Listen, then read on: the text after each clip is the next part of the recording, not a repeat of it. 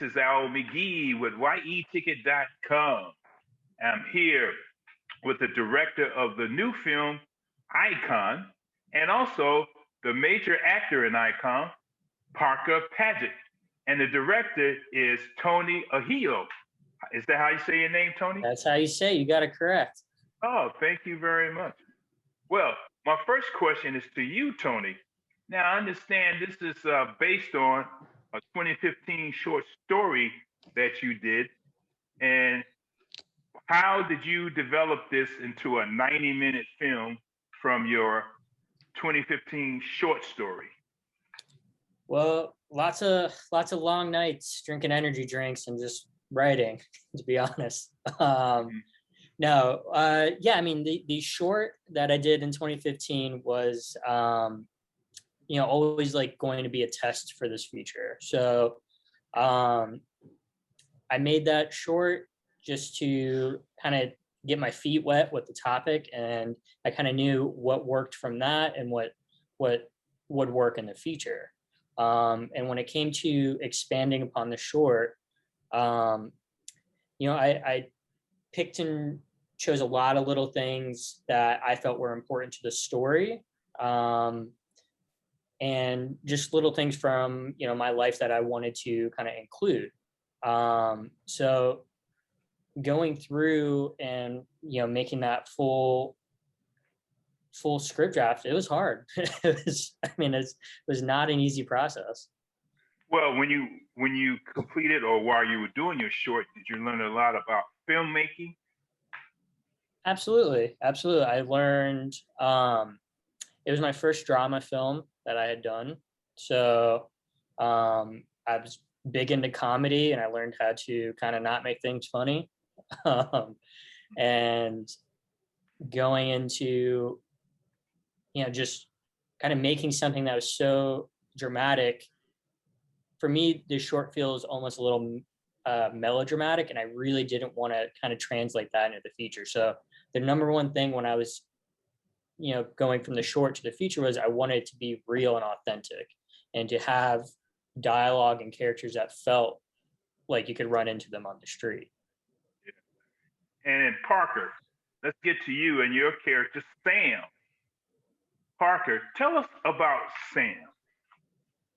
Well, Sam, he's got a lot going on in his life, for starters. He's definitely got a lot that he has up in his head that he wants to work towards, that he just doesn't seem to be able to put into action at this point in his life. And a lot of that is due to an absent father figure who he only has, a very brief recollection of. And it feels as if there's a void there, and Sam's just waiting to fill that void in order to, to really make the next step, possibly to get out of St. Petersburg and do his own thing. But first and foremost, I mean, Sam now has a lot of problems that he's got to deal with. And the way he kind of goes about it is by creating more problems for himself. And yeah, uh-huh. And it takes him realizing that it's the people around him that he can rely on in order to get out of that hole that he's dug for himself, and that he can't really do it all on his own. Yeah, but it took him a lot to learn that, especially with his girlfriend, Anna, which is played by Devin Hales. Now, this is the part I was kind of perplexed about, is that when Sam found out that his girlfriend, Anna, was pregnant, he really went off on the deep end. Why did he do that? He is about to become the father he never had. He, in his head, how can he do something? How can he give something to someone that was never given to him? He never had the opportunity to grow up and become a teenager and go through the formative years of his life with a father present. And now, at an age far before it's socially expected for it to happen, it's been placed upon his shoulders to do that very thing. And instead of really sitting there and calmly talking it out, he's got to make some money. He doesn't know which route he and Anna want to take. he obviously cares a lot about Anna, and in his head, she's what has in a way been missing from his life. And she at school is the pretty girl that everyone's into, and Sam is Sam, and for him to be able to have this relationship with her in his head is something that he nor his friends can even really believe. So when this problem is laid out right in front of him, he's at a loss for words, a loss for thoughts, and he's got to make money somehow. And he goes to what he knows. He's a skateboarder. He's always around. He's been around drugs. He's been around that type of thing, and in his head, I mean, that's the quickest way to make some money. So if they are going to go, the abortion route, he's got to make that money quickly, and if they aren't, then it's just not something he thinks he's really prepared to take on. But once he realizes, he's going to have Anna by his side, and his mom and everyone else around him, then he's able, like I said, to kind of dig himself out of that rut. Kind of. But Tony, okay, you wrote this script based on that. Is this based on your experience, or is it based on someone else's life, or you just saw things around you and you put this together in a script? So I think it's a little bit kind of all those. I'll say it's based off my life with all the dad storyline. So I made that short because I wanted to expand upon this memory I had of my dad and the last time I saw him, which was at the arcade, and that's featured in the film. It's a big spot in the film, and a lot of the storyline of Sam talking to his mom are all just kind of past experiences I drew from. So when I was building the narrative for the story, and I did it back in the short, it has the same kind of plot with the pregnancy. The best way for me to kind of jolt somebody into adulthood was a pregnancy. And, building off of that, the other kind of piece of the story just kind of fell into place. Yeah, because, when I was growing up, when I was in high school, which was a long time ago, but anyway, I saw from my friends, they had babies and things like that. And, was trying to finish school, but they worried about money all the time. I mean, all the time. And of course, the mothers was bugging them about money all the time.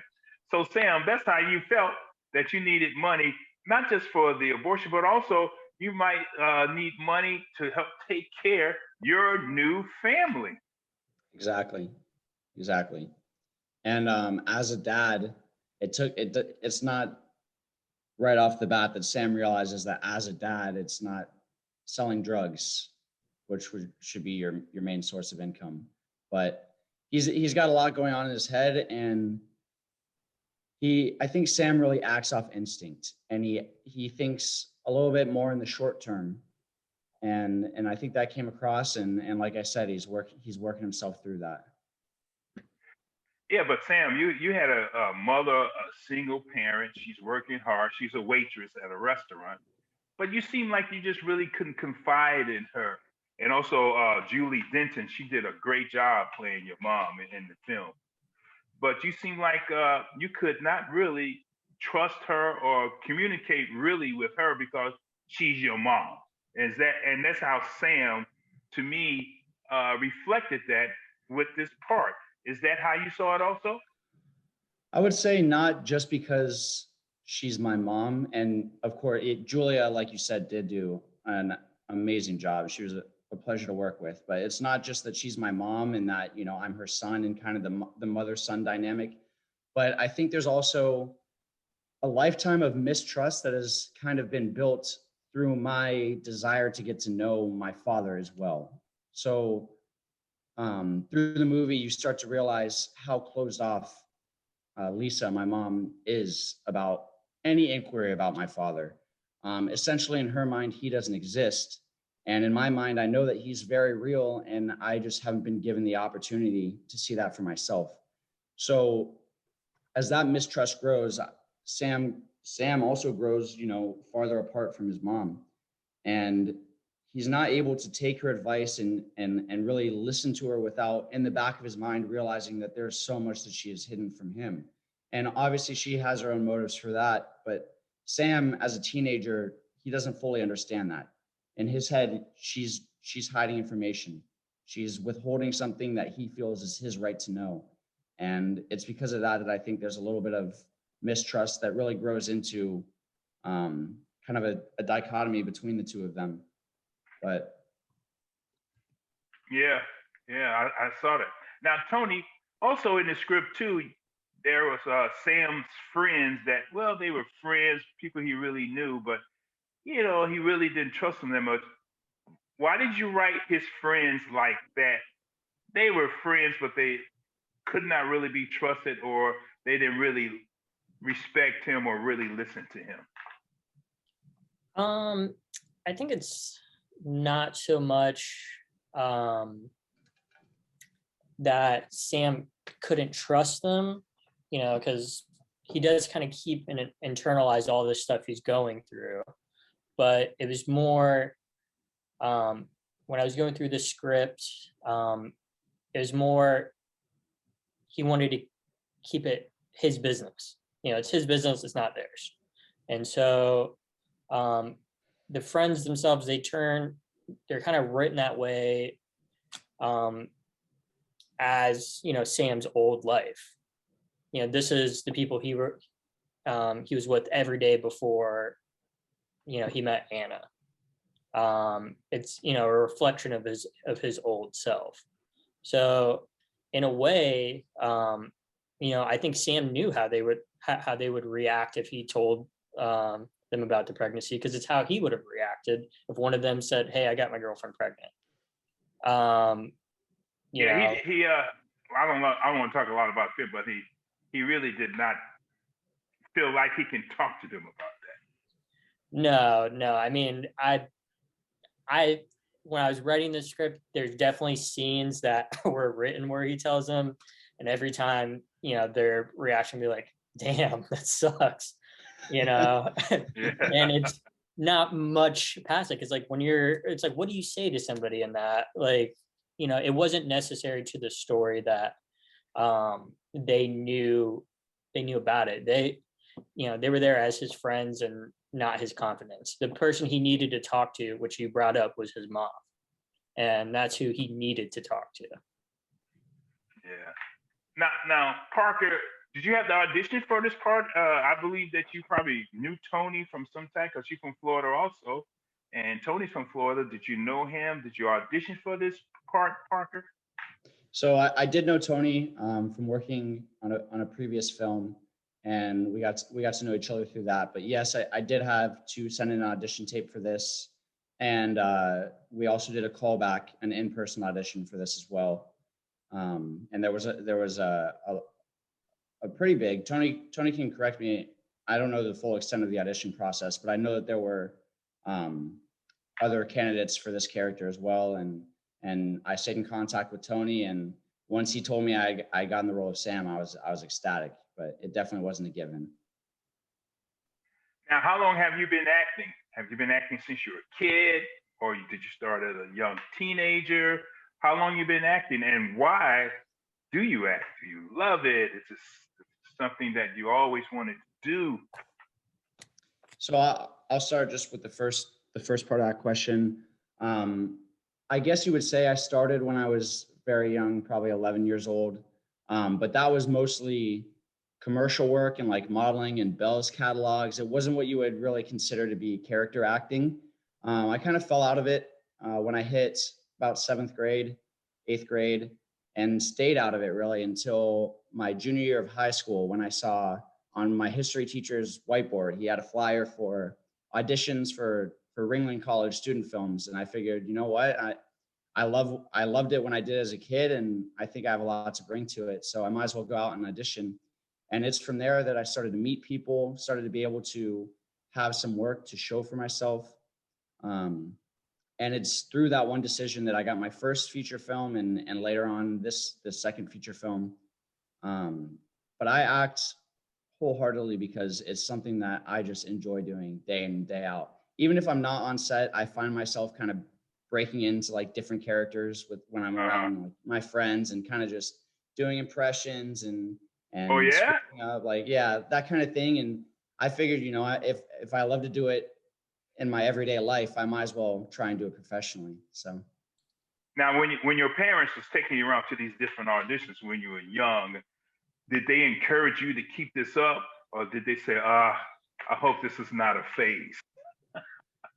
my parents have been nothing but incredibly supportive, and they've also walked the fine line of being very supportive and loving the fact that I'm doing what I love without crossing that line into being a stage mom or a stage dad to the point where they're controlling every aspect of my acting career. So I have nothing but love for the way that my parents have supported me and their continued support. So they definitely at no point did they hope that was just a phase. They actually helped to get me into my first ever acting school, my first ever acting classes. So Oh, well, congratulations. That's great.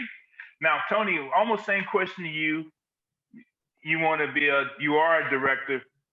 When you decided that is that what you wanted to do? It actually wasn't until I was almost done with film school. I grew up filming skateboarding. When I was in high school, didn't really I love movies, didn't really think it was a feasible career. Found out that there was colleges that kind of taught it, and so I knew nothing about film, and I decided to go to school. And I studied to be a cinematographer. So I was really camera orientated. I was really into that, and it wasn't until my senior year and I started doing this writing class that I actually wrote Icon in. And I was like, hey, I kind of have some stuff I want to say. There's, some things I think as a director that I could choose and I could make. And so I tried the Icon short. And from there, I was like, oh, this is the job I want. I want to be the director. I was So like, you being like being in control. You like telling people what to do, where to stand, and things like that. yeah, yeah, it's fun. who um, doesn't? no, it has its ups and downs. I mean, at the end of the day, you're responsible for everything. So there's a lot of pressure, and there's a lot of you know, found myself, after I graduated, I was like, okay, I got to make a lot of my own opportunities because, coming out of school, it's not easier per se to be a cinematographer, but there's a lot more jobs and opportunities to shoot and just kind of be brought on as just a camera person. And I still did a lot of that, at the early parts of my career, but you really gotta, when you're a director, you gotta just kind of make your own opportunity, and with this, I was a producer on this film also. Nobody came up to me and was like, hey, I want to give you a film. I want you to direct this film. I had to make that opportunity for myself. Mm-hmm. Oh wow, that's good. And Parker, the name Icon. When you heard about this, the name of the story, what do you think it was about? I mean, you probably knew what the script was about, but the name Icon, what do you think that means? I think it took a little while to sink in for me, but the icon is what I've built up my dad to be. In my head, he's my icon. Yeah. He's something that is unachievable in a way. And he's become this iconic figure in my head. He did bank heists and he was, a badass all around, and he did what he had to for me and for my mom. And I've built up kind of this false persona for him and really idolized him. And now I can say with full confidence that's why it's called Icon. And I think Tony feels the same way, but the idea of my dad is really the iconic figure here. And Tony, is that why you call it Icon? Because of your personal experience, the ideal of your dad being this huge person in your mind? Yeah. So I mean, that's why the short story was called that. That's why it's always been the title, and I've kind of stuck with it. Because a lot of people don't get it at first, and it's all about having that idea of somebody that you think they are. And most father figures are almost sometimes regarded as like a superhero in your head. It's this person, I must be just like him. He must be an older, stronger, taller version of me. And do all these cool things. And, but it's just an icon. That the real person is just a real person.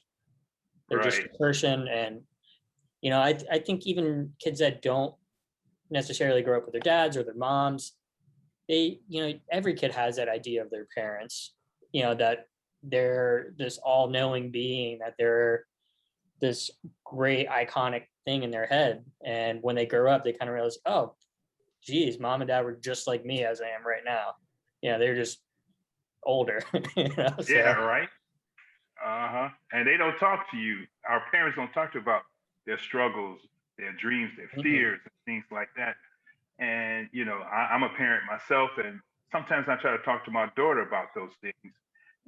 But I said, well, my parents never really talked to me about those because they're from the old school. Well, they talk about that.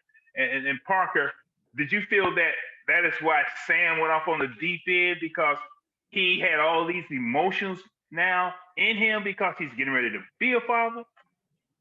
Yeah, I think he's trying to fill the shoes of his dad, and he knows that his dad is in prison, and he knows that his dad did some crazy stuff, and he also knows he made a lot of money doing it. At least he thinks he did. So to holler back kind of to one of the first questions you asked, like, that's why he goes down the route he does, I think, even if subconsciously. But he knows that his dad was a criminal. And even though he's in jail, he knows that he was a successful criminal at certain times, at certain points. And he thinks that, that's the route to go, because that's the route that he knows to an extent. That's the route that he's heard all about. And obviously, like you said, parents don't always confide in their children. It's usually the other way around. So he doesn't know exactly what struggles and what downfalls that lifestyle brings, because his mom, like I said, has really shut him out of that. But yeah, absolutely. I think that is a major player in why he makes some of the decisions he does. There's a really good line in the film that kind of sums up that aspect that Parker just explained, and it's right after he commits his first crime. He's talking to one of his friends in his room, and he says, "Do you think people are supposed to be bad?" Yeah, I remember that. And it all doubles back to, it's in my blood. Am I supposed to be this way also? And so it's something just, struggling with, which, he does throughout the whole film. Yeah, right. That kind of sets up, there's a lot of themes going on in this film, and that's one of them that takes place right there. Yeah, lots of things. Well, I want to thank you guys for taking time with me. I'm going to get YE ticket. But Tony, I would like to say this. The cinematography in this film is very good. And I really like the way you did the close-up too on the actors. And I also like the way, again, the environment that they were in. And, you made it what it was. I really want to congratulate you on that. But again, I want to thank you guys, Tony and Parker, for taking time with me, Al McGee at YEticket.com. So much success to you in your life and in your future. All right? Thanks so much. Thank you very much. Thank you for having us. Oh, anytime.